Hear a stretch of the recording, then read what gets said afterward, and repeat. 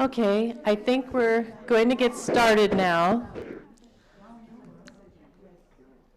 So first of all, I'd like to welcome you all to the New Canaan Library. We're so glad you're here. We're delighted to be co-sponsoring this event with Staying Put, and delighted to have such an esteemed speaker as Dr. Robin Goland. And before we begin, I'd just like to make mention of another Staying Put event that we are collaborating with, also with the Business Alliance Professionals, is Preparing for Dementia. And that will be on Wednesday, May 6th at 5 o'clock with a reception. Then the program starts at 5:15 and Q&A after that. But for now, we're very glad you're here. And now Judy Johnson will introduce our speaker. Thank you.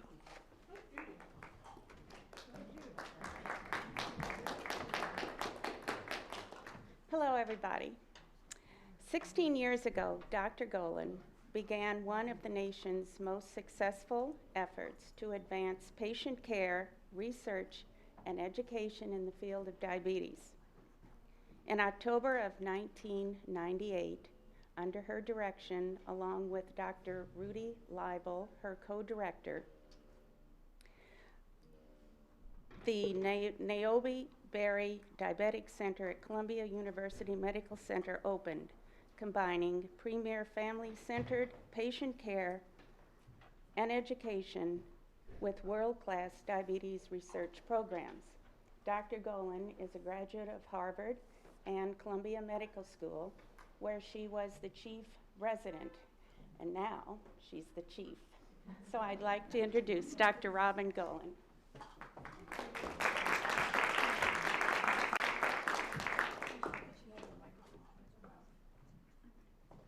Thank you very much for inviting me. It's a great honor to be here. And I would like to say that today's topic is a great big one, but I talk fast, and I will leave a lot of time for questions. So my background, besides many years ago, a fabulous public speaker, I was really nervous, and I was sitting in an audience like this, and I was sending my then 2-year-old to nursery school for the first time, and Judy Johnson was at the podium because she taught all of my children as 3-year-olds. And Pammy, I believe, was 14 when my kids started nursery school. So it's an especial honor to be invited here. When I wasn't sending my kids to nursery school and I was going to work, what I do is I take care of patients, and I do clinical research in diabetes. And the take-home message is that if you're going to get diabetes, 2015 is a good time to do it, or a good time to be living with it, because the advances are really breathtaking. I think I'm pretty much of a realist, and I take care of patients, as I'll tell you, who have had diabetes 20 years, 30 years, 40 years, 50 years. They are fine. The field has really moved along, and people who get diabetes today, there is no chance that they're going to have diabetes for that length of time. All right. And so I will try to share with you a little bit of the history. This is my cutest picture by far. And so 1 in 7 New Yorkers have diabetes. The numbers are really explosive. I'll explain to you the 2 major types, how in 1922, for the first time, doctors were able to use insulin. And as I just told somebody, I gave this lecture, and one of the medical students said, "Were you involved in treating that kid?" Well, you know, yes, I'm pretty old, but not quite that old. And one of the other medical students said, "Wow, you went to medical school with the Flintstones." So that kid, you will never see him as a doctor. Okay. Let's see. Okay. Diabetes, the description of diabetes is ancient. It was described on a papyrus in Egypt. 5000 BC is the first recorded description. And what it is said here, and you could read it for yourself in cuneiform or something, that it is an affliction that causes the melting of the flesh into urine. And so the major symptom of very high blood sugar is that patients urinate a lot. And this was recognized by doctors in ancient Egypt. So a quick little anatomy lesson. Where is your pancreas?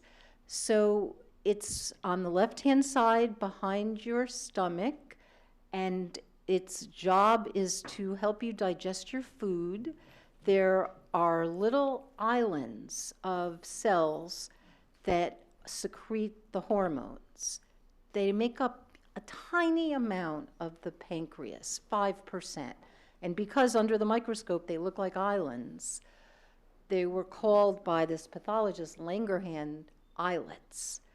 So the pancreas is there, the islet is there, and then as part of the islet, it's a cluster of cells. Some of the cells make insulin, and those are called beta cells. So I'm going to talk to you a little about the vocabulary. There are a few ringers in the audience, and so feel free to correct me if I say something wrong, because I think people who have diabetes become unbelievable experts. So I take care of a lot of teenagers, and when I have medical students in the office, I often, if I have any of the patients working for us, which I'll show you some pictures of the kids who work for us, the stuff that they know so much more often than the medical students. So drinking came up, and I called a young man into my office who explained the physiology of what alcohol does to the liver and what he does to his insulin. And I said to my medical students, when he is of legal drinking age, of course, but the kids are often, and their families become unbelievable experts. But here are the words that I'm going to tell you about if you don't already know this. And boy, is this bandied about in the press. And if you don't, I used to do this, so maybe I'll do this now. Those of us, it used to be like when I started in 1922, 5 to 10% of the audience would raise their hand. How many people have themselves, a loved one, a close friend, a relative with diabetes?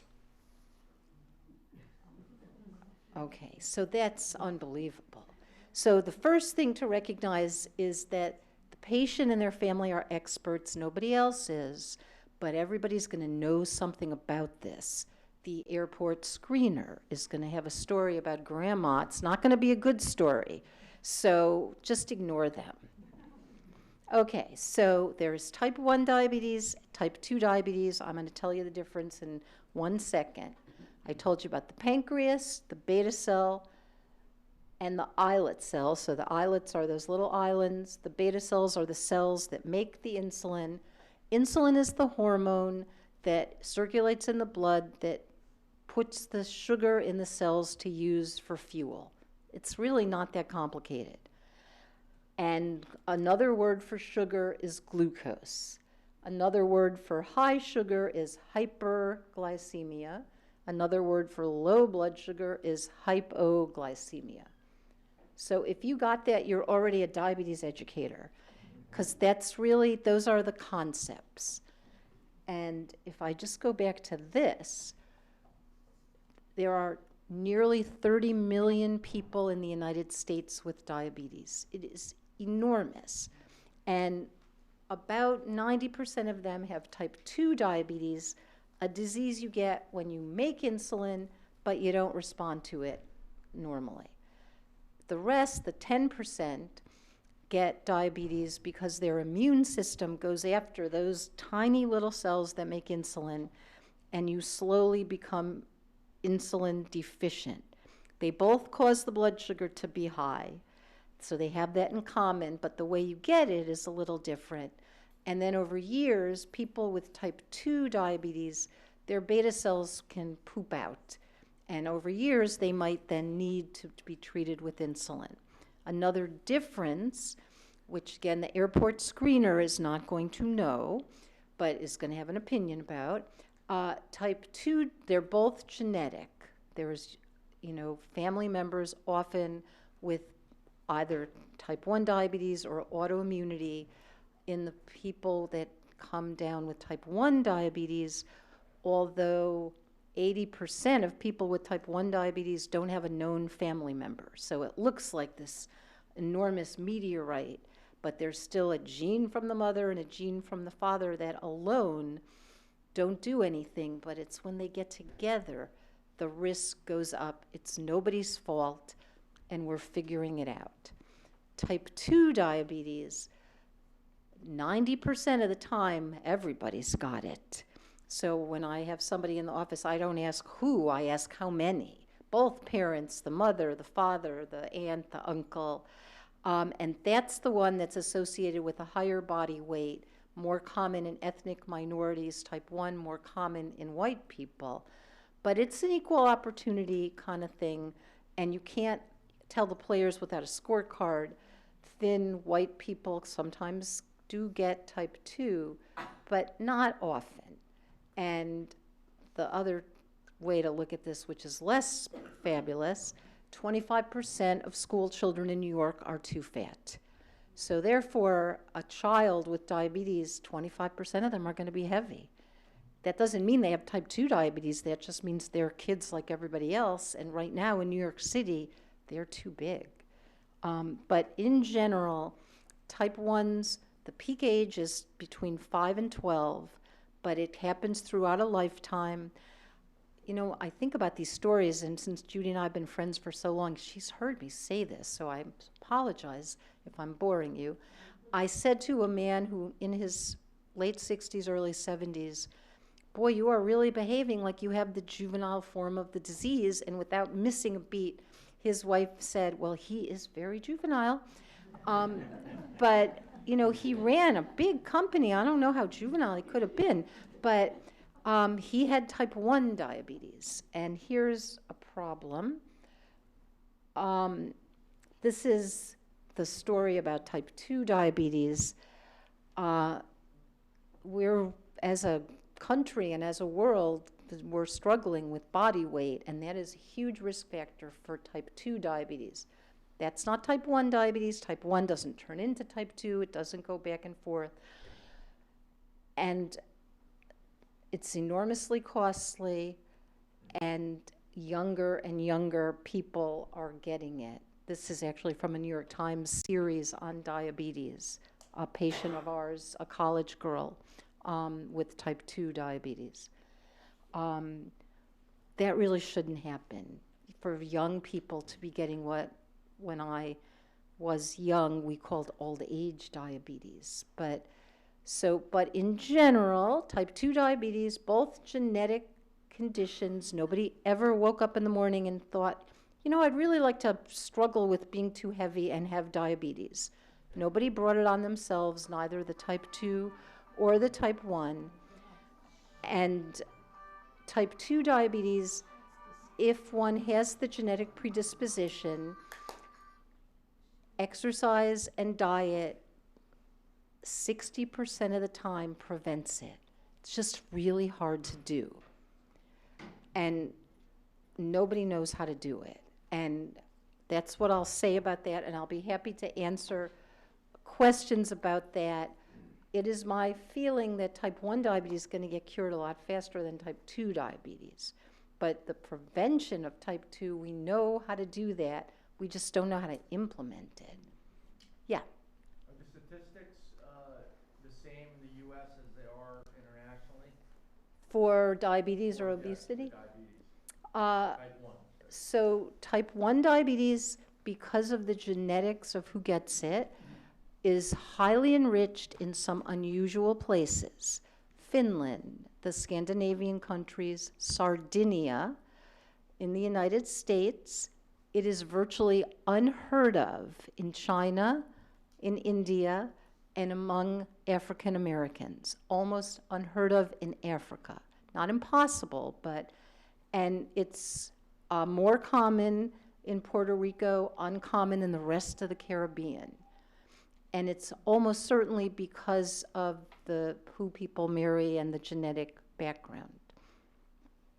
Okay, so I'm going to give you a little history of this. And I'm going to start with Amelia, and I have permission to use everybody's picture, although that little boy with his bottom showing is actually my cousin, and if you run into him, I wouldn't mention that picture now that I think about it. So this is Amelia, and this is how we did it in 2010. It was by email. She wasn't sick. She got admitted. Went to the emergency room. She didn't get admitted, and she was walking into the Berry Center, which is our diabetes center. We see 100 people a day, 14,000 people. Diabetes is a huge problem in this part of the world and every part of the world. And I, for 25 years, teach the medical students about diabetes. And I will show you the slides I show about the first person to get insulin at our hospital. And this little girl was walking in with her parents. I would have to say, she looked great. Her mother and father looked much less great.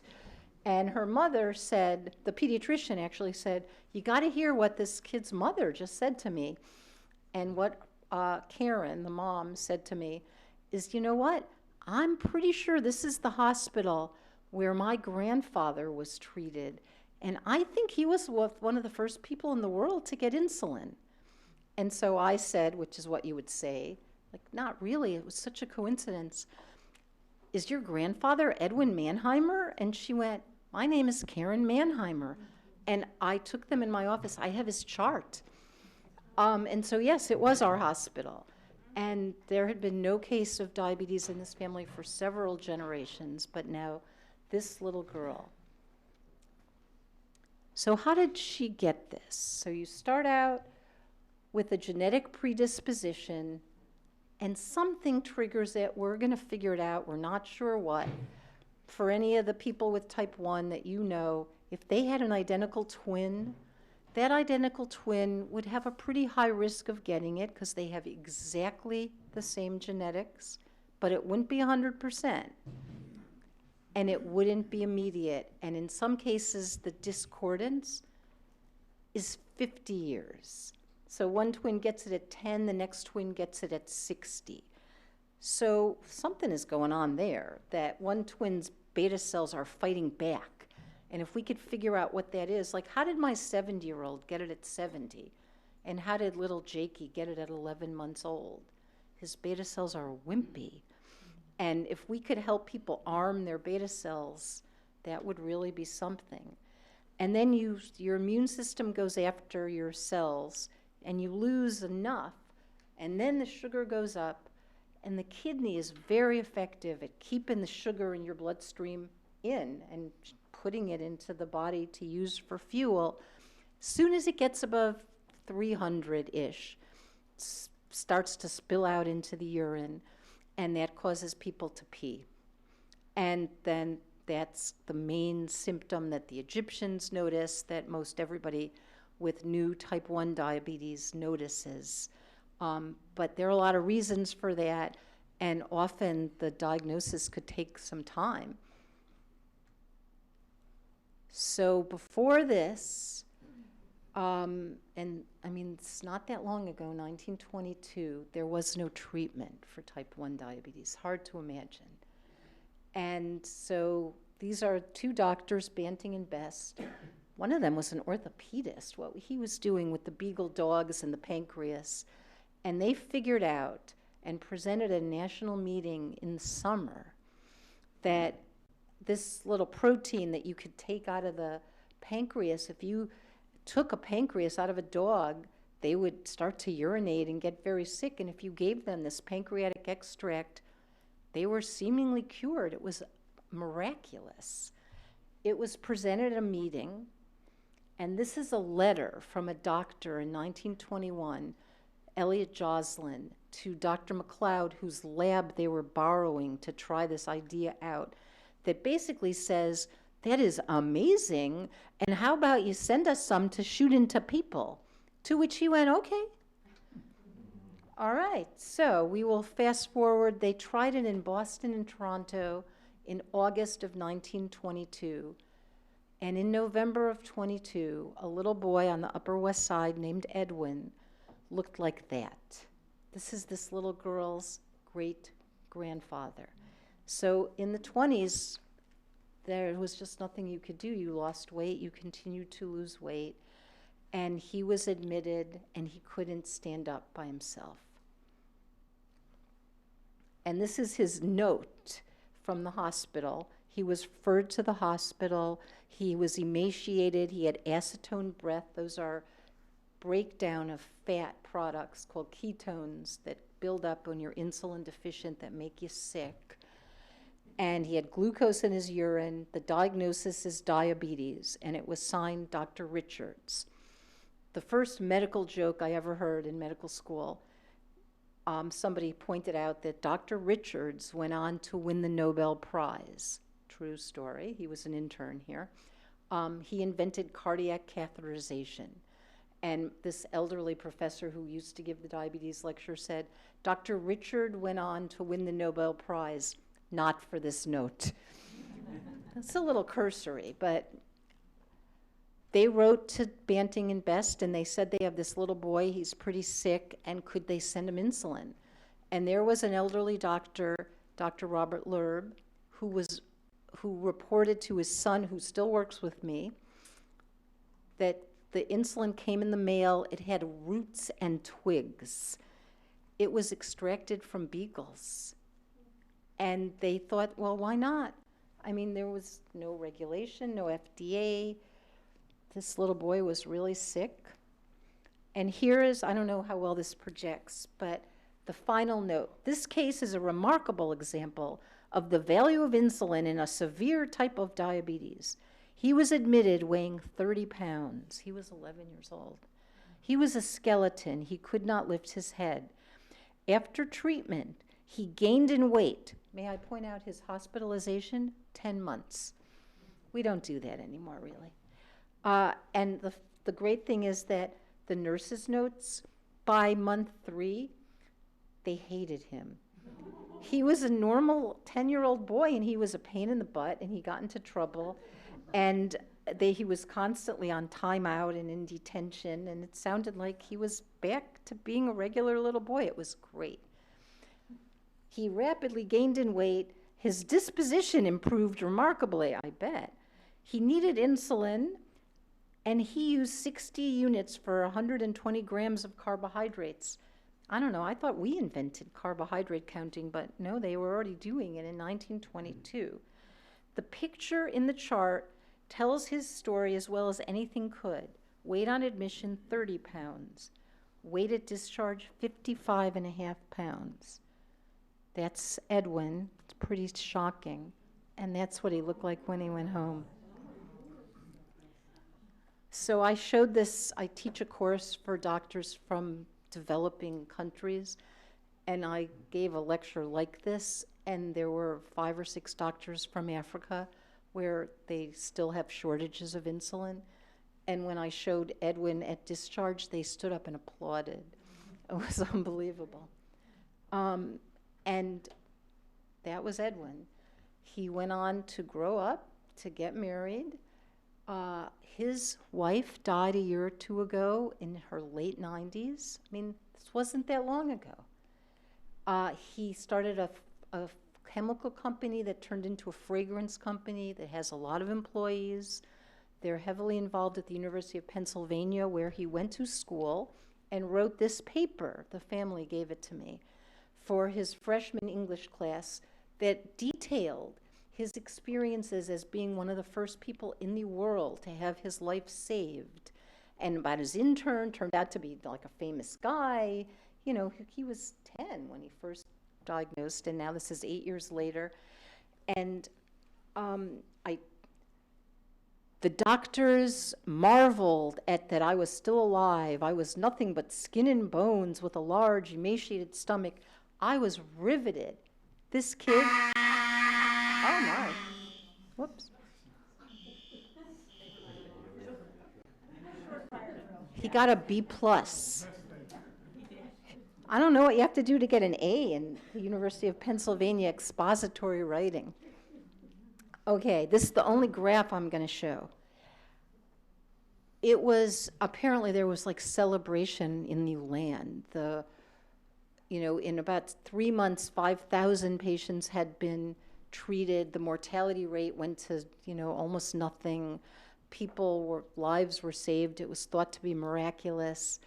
And then it turned out that you actually needed to learn how to use the insulin, and people thought you could treat it like for strep throat and for a week or two and stop it, but it turns out you actually have to continue it. And it was pretty barbaric, and there was no availability for the patient to measure his or her own blood sugar, and the insulins, they were rudimentary. And I would have to characterize that as the bad old days. And starting in the late 90s, first of all, there was this wonderful study called the Diabetes Control and Complications Trial, which basically showed us why I could write the title of my talk here. The informal title is, "It'll Be Fine." That there is this 3-month average test called the A1C. And if we can get that to merely good, you don't have to be perfect. We're doing like even less good than he did as an expository writing paper.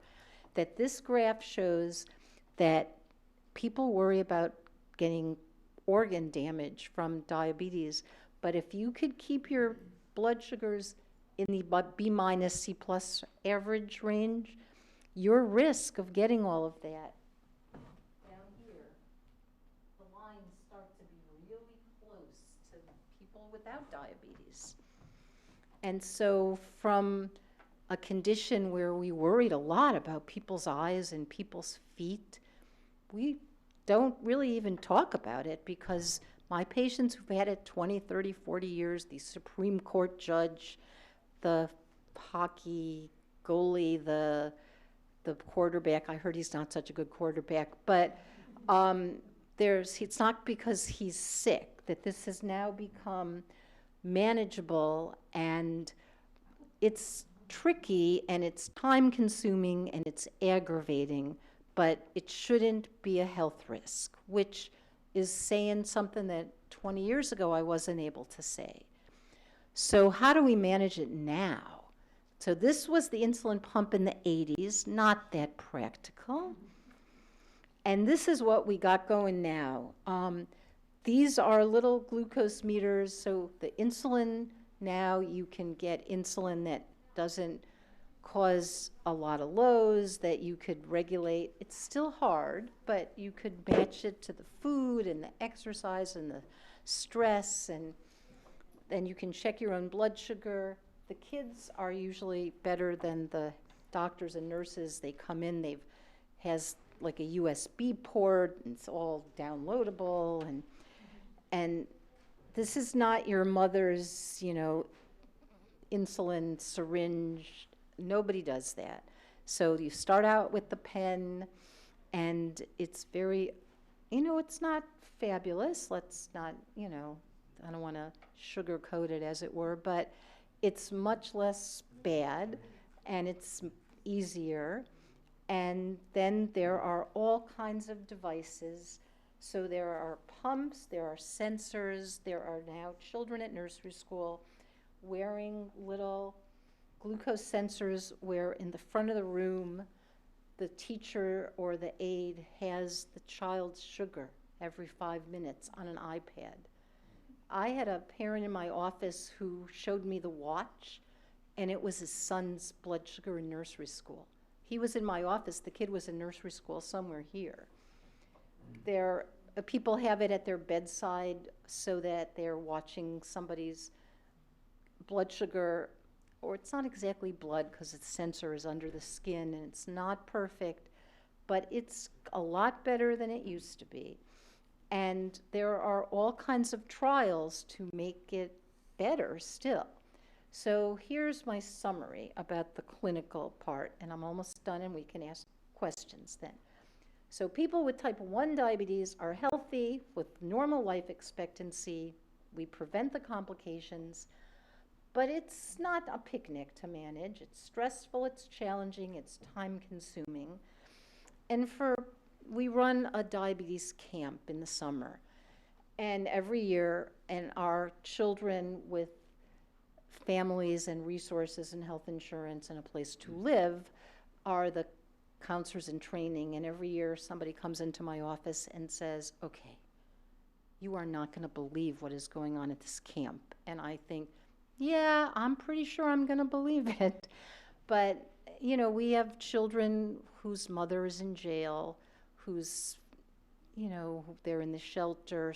Both parents are in psychiatric hospitals. The child that this one teenager just couldn't get over, the family was temporarily in a shelter. They have to be in by 4 p.m., out by 7 a.m., and there's no refrigerator.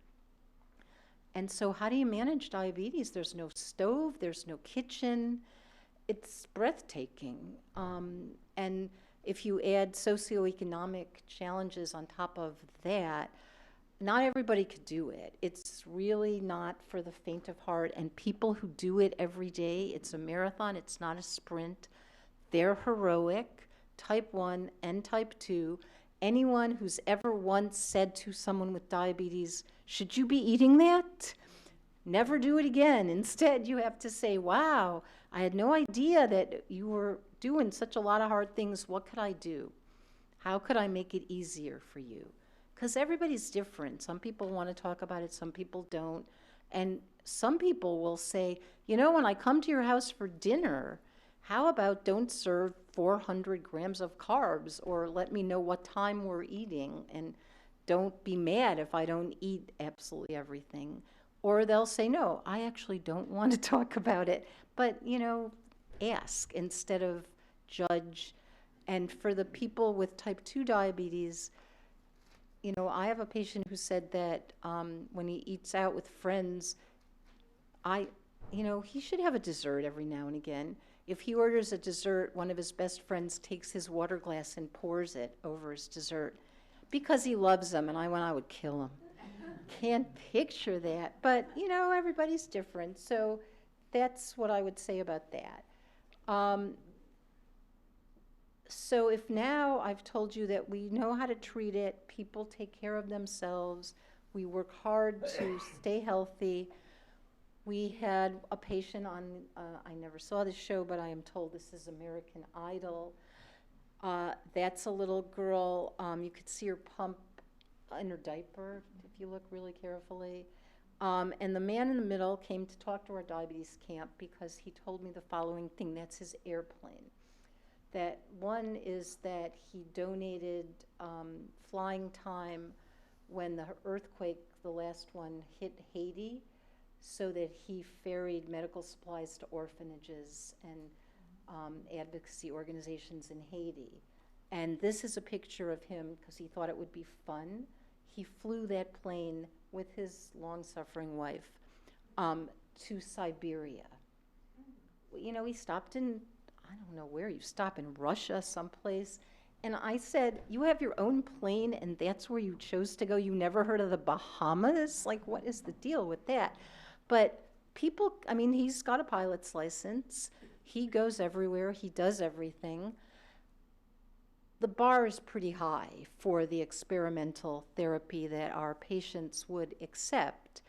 On the other hand, it would be a lot better for them not to have it for 40, 50 years. So what are we thinking about? So this sort of sounds like science fiction, but I'm going to tell you rapidly. I could do a little skin biopsy in you and then make with stem cells anything you want. We could, this is in the last 5 years, we could make little heart cells, they beat in the dish.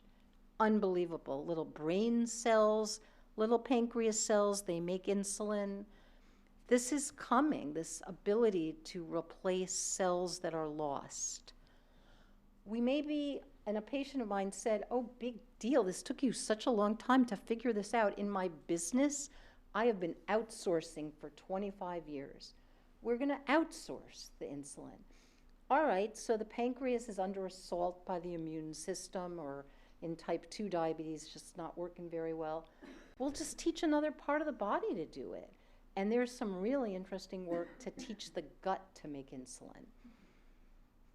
And maybe the reason that Jakey got diabetes at 11 months old and my other patient got it at 70 is some people's cells have better stress reduction. Stress reduction is important for everyone. Maybe it's good for our cells. So we actually are about to launch a study where we're going to give a medicine that helps the cells.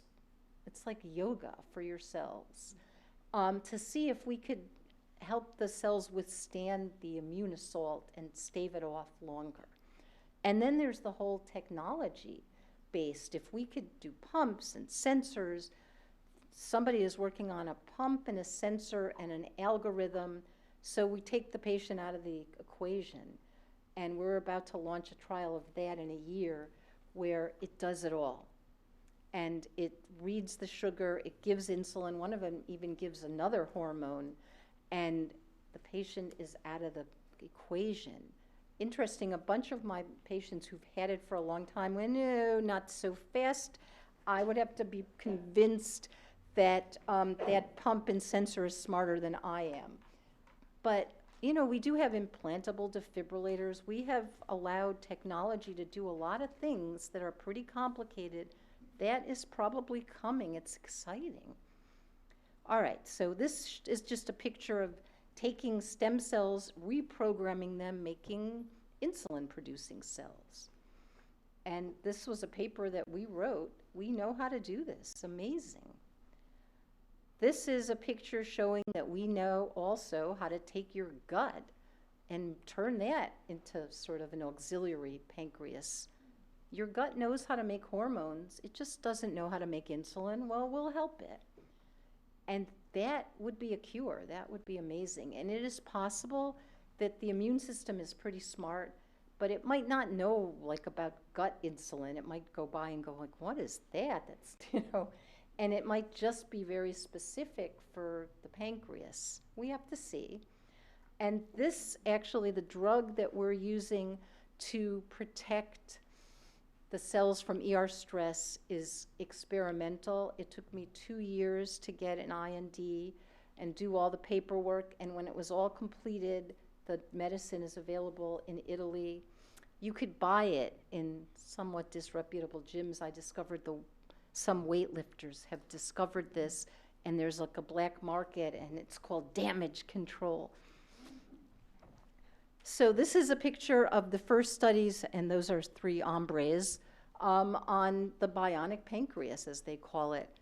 And they were camp counselors at a sleepaway camp, and before this got launched, there were people paid to watch this overnight to be sure that it was actually doing what it was supposed to be doing. But it's got the pump and the sensor and the math all in there doing it itself, and this went on for a few weeks. This is exciting. Okay, so these days, nobody goes to the hospital much, not for 10 months, after admission, after diagnosis, not happening. Those are 2 patients that we have an internship for the summer. Someone's going to cure it. I think it might as well be somebody that's got a big investment in having it cured. Those are 2 of my patients, both of whom after that went to medical school. And this is my couple of summary slides.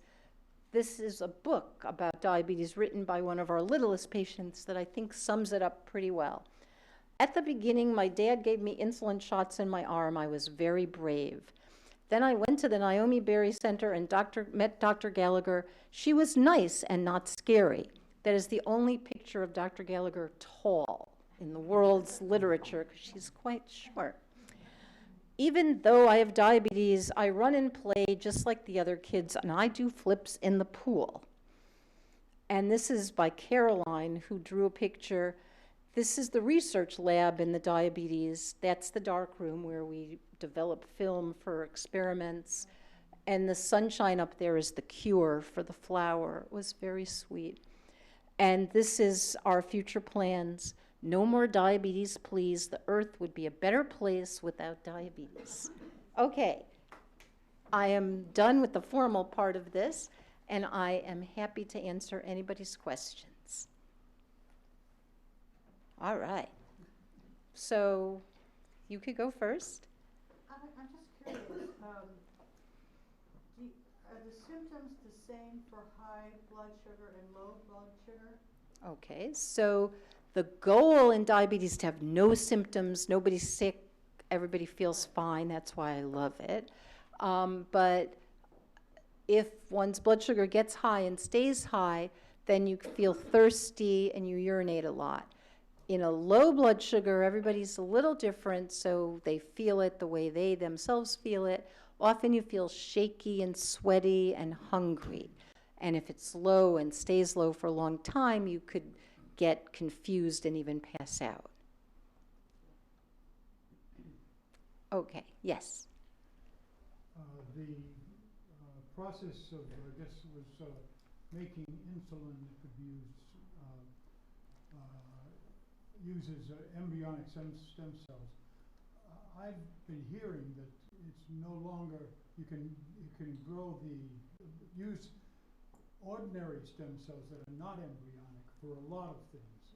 Is this one of the things? So the process I described where we take the skin, that's an adult cell.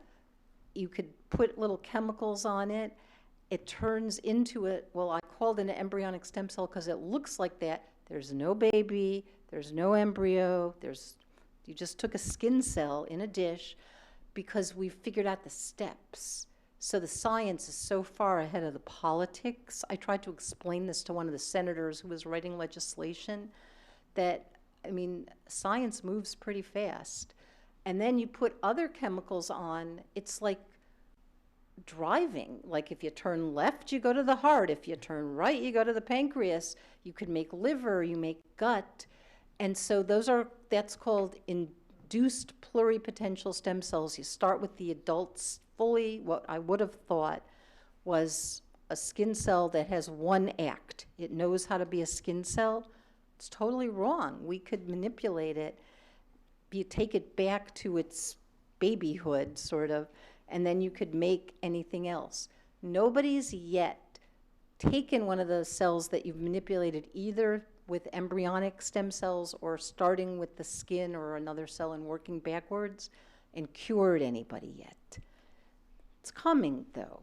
And so it's too soon to say which procedure is going to work, but I am 100% certain that something is going to work. It would be nice if we just could take your skin. So people often say, should I bank cord blood? You don't need to. We could make whatever you want eventually. Yeah. Can you comment more on type 2 diabetes? You said there's no, you don't need insulin, but is it managed by Sure. by diet? So type 2 diabetes starts out with insulin resistance. So people with a genetic predisposition, they make insulin, but it doesn't work normally. And then there are a few things you could do to make that progress. A few of them you have not much control over, like get older. It's happening to all of us, sadly. But some things we do have control over. So we can gain weight or not. Gaining weight brings it out. You could exercise or not. This looks like a very well-exercised group. So exercising staves it off, and not having your body weight go up staves it off. Another thing that's important is I will see, let's take, because the math is easy for me, a 300-pound person in the office, and a 5% weight loss will drastically improve that person's blood sugar. So if you weigh 300 pounds, 10% is 30 pounds. 5% is 15 pounds. They come back, they weighed 300 before, they weighed 285. I'm doing a happy dance. And the patient and the wife or the husband are going, are you kidding? do you weigh 285 pounds? What is to be happy about? And so you have to figure out in the beginning, if the goal is to lose 200 pounds, that's a little different than the goal is your blood sugar's too high and you want to make it better. There, a little diet and a little exercise goes a long way. And the final thing I'll say is that type 2 is a progressive condition in the way that type 1, after the first year or two, usually that's what you got. Type 2, sadly, gets a little worse every year as you get older because it's sort of pounding the pancreas. And so what worked in your 40s is not going to work in your 50s, not going to work in your 60s, not because people fell off the wagon, just because it's hard. And that's how the disease goes.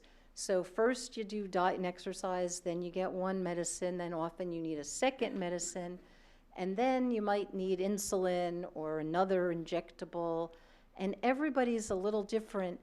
And the other thing to keep in mind is there is more guilt and blame in type 2 diabetes than in any other disease. Nobody blames you for almost anything else, but somehow there's this lingering stigma that people kind of brought it on themselves, which I blame the media for, that just because a lifestyle modification could help treat diabetes doesn't mean that caused it to begin with. And another way to look at it is in our hospital, in any hospitals, bariatric surgery program. These are big, big people, 300-400 pound people. Only about 30% of them have high blood sugar. So the other 60-70%, their blood sugars are normal. Just being heavy doesn't cause diabetes, just in genetically susceptible people. And then a little bit of weight loss helps with that. Yeah. I was diagnosed at age 30, 15 years ago, and I heard this basically the same thing that my doctor in New York City was saying we're so close, but definitely by 10 years we'll have a cure. Ooh, so 15 very years important later, not to prognosticate with years. yeah. But you have type 1, if I may ask? Type 1. So I've been insulin dependent. I'm hearing that there are some technologies in other countries that are working. The transplantation of cells, and they're doing it in Costa Rica, they're doing it in Brazil. Have you seen any patients that have been cured? Okay, so there's almost nothing going on internationally that's reputable, that's not going on in the United States. I didn't talk about transplanting pancreases and islet cells because there's a risk-benefit issue. And pretty much across the board in this country, the risk of taking the medicines that you have to take so that you don't reject the organ donation is much higher than the risk of managing diabetes with insulin, unless you need a kidney transplant, in which case you have to take those medicines anyway. So the only situation in this country where people are using transplantation for type 1 diabetes is a very tiny little group of people who happen to also need a kidney transplant. There is a group of scientists, very controversial, trying bone marrow transplantation.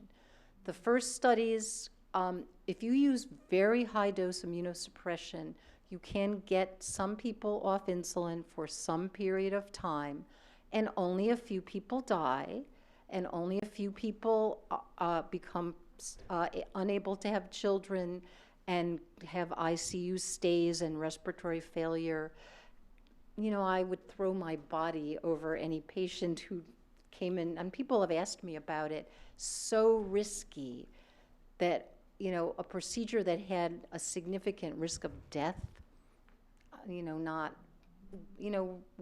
it's different if something that you're dealing with it has a significant risk of harm immediately, then you have to contemplate that. But I would say probably not here. And also the inhaled insulin, you haven't talked about that. Is that effective? Yeah, that's interesting. so those, you've just like walked into both of my biases. So I'm the risk-benefit thing, and so insulin in 1922, insulin is a pretty potent hormone that lowers the blood sugar and also causes growth. It's used in fetal life. And the fact that we got away with that you could take a hormone that's secreted into the bloodstream, into the liver, portal circulation, give it under the skin, and it worked and doesn't cause terrible trouble, is lucky. To take a molecule like that and breathe it into the lungs, and at the level that I'm trying to help people control themselves, my level of enthusiasm for this is like this big.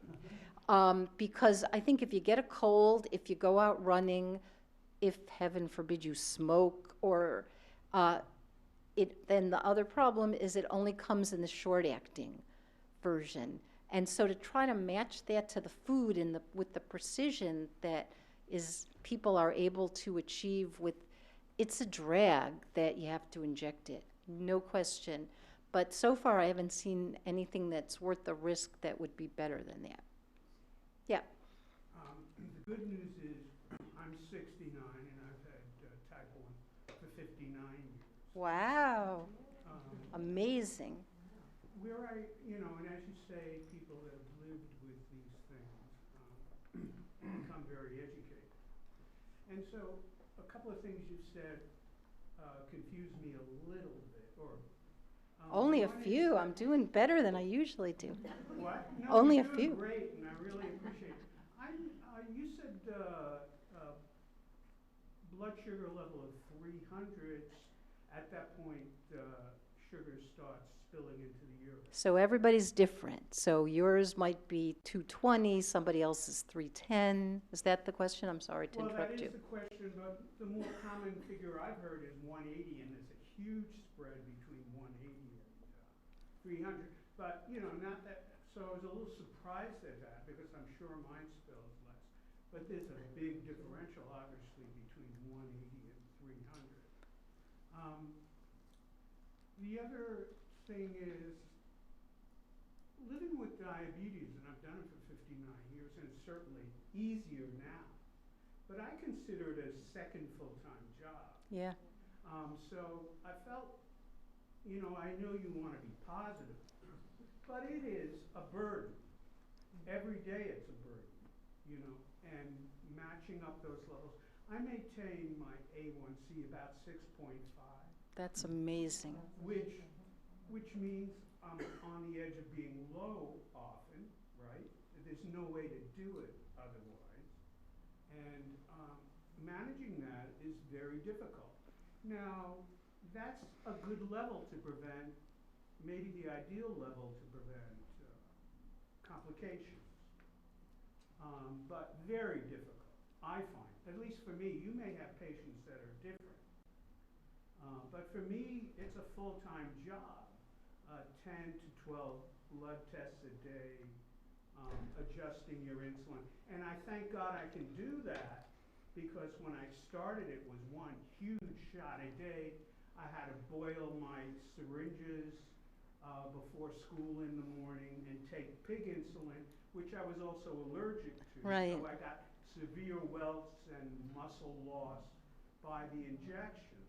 But here I am living this, now. Do you have a Joslin 50-year medal? They give. They refused to give it to me. Oh. I'm glad you brought that up. All right, I'll argue on your behalf. Listen to this. I was diagnosed at 11. I went to Joslin at 12. I remember, now they give a 50, they gave out medals for 25 years then. That was the big thing. If you could live 25 years. And most people didn't. And so I finally called 3-4 years ago to get, I had read an article, 50 years you get a medal, right? So I called them, I said, this is going to be easy. They said, well, you need documentation. Well, I said I was there in 1959 at Joslin. Matter of fact, Elliot Jocelyn Jr. worked for me in my first business. All right. So, and I explained this all to them, and they said, well, they'll look me up, and they couldn't find a record All right. that I was there. We'll talk afterwards. I will get you that medal. I saw West Side Story when you let me out one day in the movie theater. All right, we'll call George King together. He runs the program. Not to worry. So after Well, they thank you for your died, I comments. said, what do I need a medal? I'm alive. you know? Yeah, you're the walking proof. So here's the question. Oh. Here's another question. All right, then I think we have time for maybe one or two more, and then we're, So yep. I started to pump at age 60, and within I had no signs of retinopathy, and I, always went at least once a year to a retinologist. So I'm going to stop you right there because I think I have to talk in generalities, and I'm sure you have a wonderful doctor, I do. and I'm sure I know him, and so we can't talk about people's individual situations because that's probably not good medicine. Well, I was just going to ask a generalized question. Do you know the study that says people that start on the pump sometimes develop retinopathy? Not exactly, but we could talk about that afterwards also. Okay, next. All right, could you just go over the basic numbers? Like What's a the range normal for blood glucose? sugar? And then my second question is, what is the A1C? And what does it really measure? Okay, so a person without diabetes has a fasting blood sugar under, 100. There are ringers in the audience, so just bear with me. It's like, and 2 hours after you eat, under 150 most of the time. Sometimes you see a few numbers that are higher than that. When you have diabetes, the end game is to get to 59, 60 years dancing at weddings, healthy, happy. It is not to go home with the best blood sugars. It doesn't matter. What you want to do is to protect the body from any potential damage. And the way I explain A1C is if you cook a turkey, the skin gets brown and glazed. That is because there is a chemical reaction that takes place between sugar and protein. And when they get together, they stay there forever. And the sugar in our bloodstream is pretty tightly controlled, under 180, 200 most of the time. If it gets a lot higher than that, it starts to attach to the proteins in our body and causes trouble. The good news is that it has to be high, sustained for years to get into trouble. Those of you in the audience with diabetes, this is not licensed to have bad blood sugars for 9 years because at 10 it's a problem. But 1 or 2 blood sugars a week of high blood sugars a month, nothing happens to you. But we're going for that average blood sugar. So if the way we measure an average is that we take a little blood drop from your finger, and there is a protein in your red blood cells called hemoglobin, and we grind it up, and it's a protein, and the lifespan of that red cell is 3 months, and every one of us in the room has a little bit of sugar attached to the protein in your body in every cell, including your red blood cell. If you don't have diabetes, it's less than 6%. And if you do have diabetes, it goes up in direct proportion to your average blood sugar over 3 months. So if we could keep it 7-ish and lower, many studies have shown that diabetes is then a pain in the butt, but not a health risk. Nothing happens to your eyes. The risks are less than 1 in 100 years. So it's an average over 3 months. Okay, yes. I think you could be our last one. Awesome. He's possibly a ringer, right? I'm 17 years old, and I've had diabetes since I was 12, so only 5 years, fortunately. But I am like 5'8.5", and my dad is 6'3". My mom is 5'5", right?